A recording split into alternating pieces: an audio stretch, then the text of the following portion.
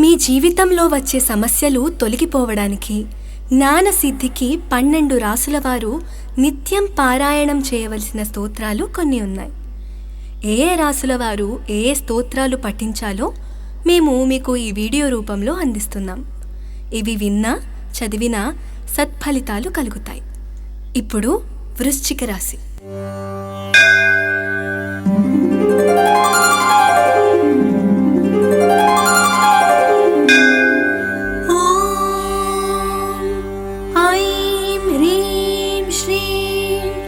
मनोन्मन्यै नमः।